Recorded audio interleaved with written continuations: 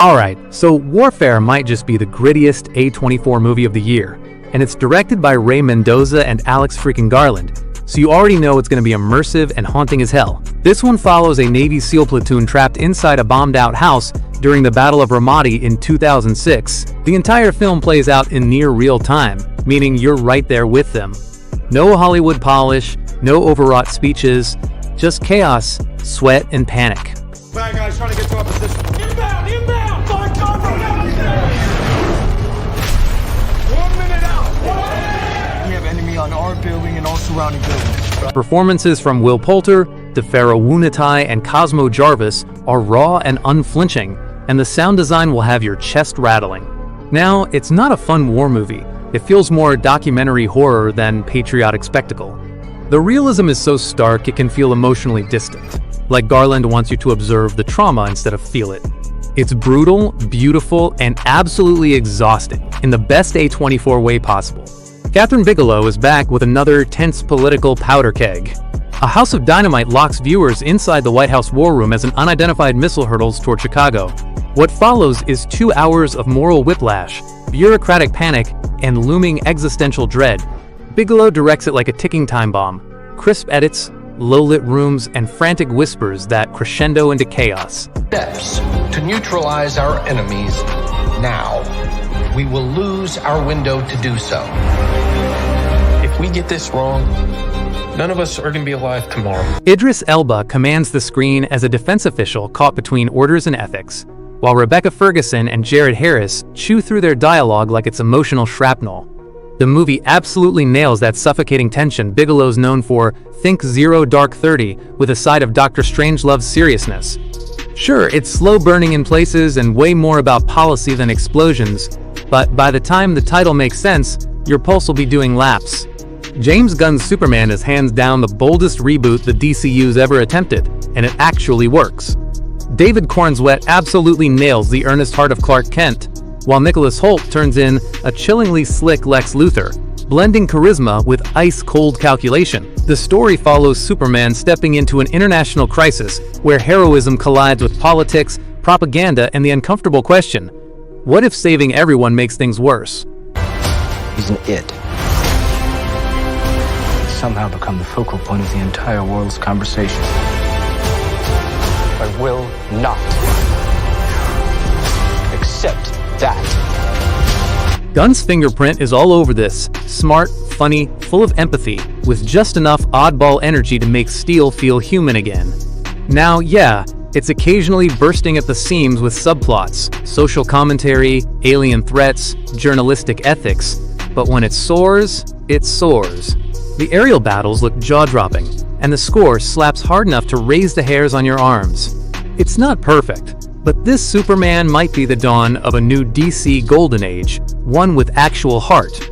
You could practically smell the burning rubber in F1, Joseph Kosinski's sleek adrenaline-heavy racing drama. Brad Pitt returns as Sonny Hayes, an aging driver pulled back into the high-speed chaos to save his old team from financial ruin. Did you win something? There's 20 other drivers still out on that track. Do you think any of them respect us? This makes me think of Top Gun Maverick on wheels, which makes sense because it's from the same director. And the racing sequences. Pure cinematic nitro. IMAX cameras glued to cockpit helmets. Real Formula One cars tearing up real circuits. It's some of the best action filmmaking of the decade. But under the hood, the story's a little predictable. Redemption arcs, strained mentorships, emotional montages, you know the drill. Damson Idris as the young hotshot driver brings sharp charisma, and Javier Bardem steals every boardroom scene he's in. Sure, it leans a bit too hard on sports movie cliches, but when the engines roar and Pitt grins like a madman at 200 miles per hour, you forgive everything. Paul Thomas Anderson went full political fever dream with one battle after another, and it's glorious chaos. Leonardo DiCaprio plays Bob Ferguson, an aging revolutionary hiding off-grid with his daughter, until Sean Penn's hardliner Colonel resurfaces and drags him back into the blood-soaked circus of rebellion.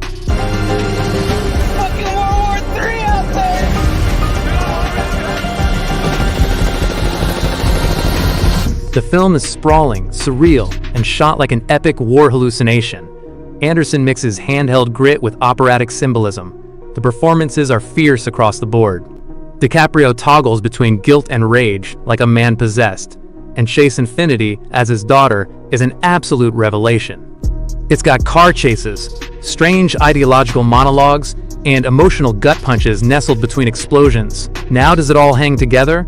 Barely. It's a wild tonal ride, swinging between satire and heartbreak. But when you've got DiCaprio, Penn, and PTA firing off in the same movie, coherence kinda stops mattering. This film is a flaming protest sign. Messy but unforgettable. Alright y'all, Fantastic Four. First Steps is the MCU's big swing at rebooting Marvel's first family. And for once, it actually feels like a comic book movie again. Set in a retro-futuristic 1960s world, it's got that slick Jetsons meets Mad Men aesthetic going on. Pedro Pascal is surprisingly chilled out as Reed Richards, Vanessa Kirby shines as Sue Storm, and Ebon Moss-Bachrach and Joseph Quinn bring some real brotherly chaos as Ben and Johnny.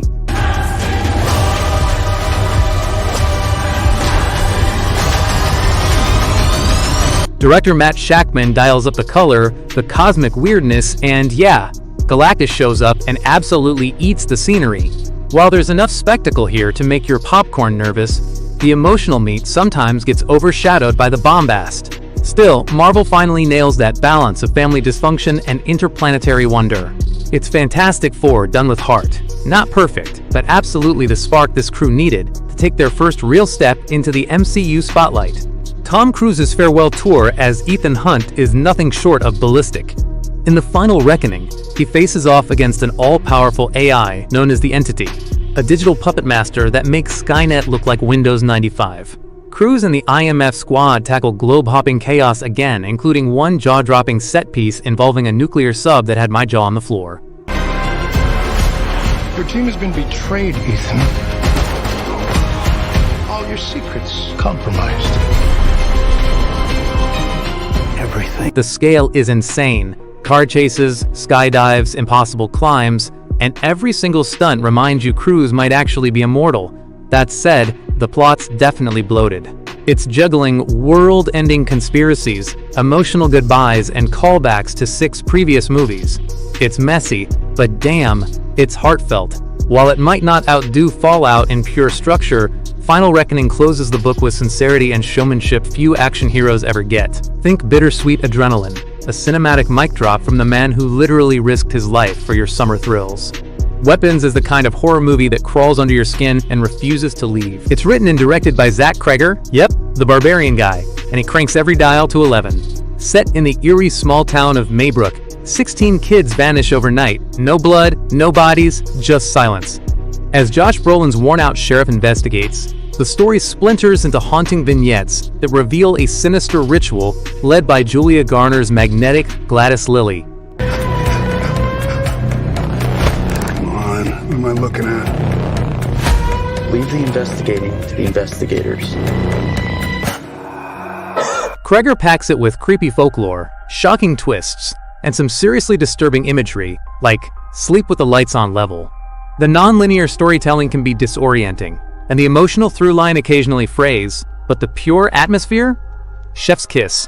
It's equal parts Stephen King dread and true detective fever dream. Weapons doesn't just scare you, it messes with your reality and lingers like a curse whispered through static. Only in 2025 could you get a film that's both gothic horror and southern blues opera. Sinners drops Michael B. Jordan into 1930s Mississippi as twin brothers smoke and stack, trying to open a juke joint while dodging racism, gangsters, and, oh yeah, vampires. Director Regina King gives us dusty neon blues, haunting horn music, and a story that bleeds heart and horror in equal measure. I don't believe in magic. Ghosts, demons. The supernatural threads feel like metaphors made flesh: addiction, legacy, and America's hunger for soul. Jordan pulls double duty beautifully, giving each twin his own rhythm and swagger. Yes, the thematic layering can weigh heavy. Sometimes you wish King would just let a scene breathe. But when the fangs come out and the trumpets wail, it's electric. It's messy, meaningful, and unapologetically sublime. A bold original in a sea of franchises. And finally, here we are.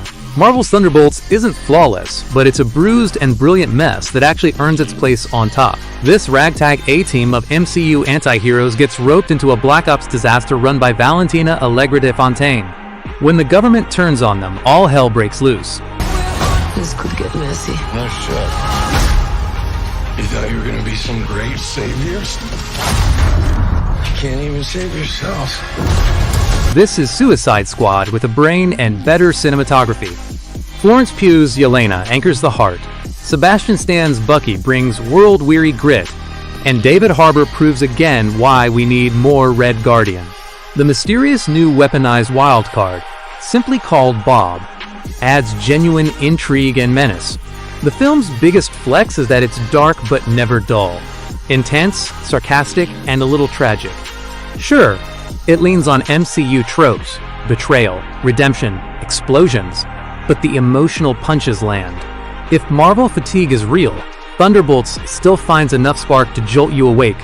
And that's it, my top 15 movies of 2025 so far.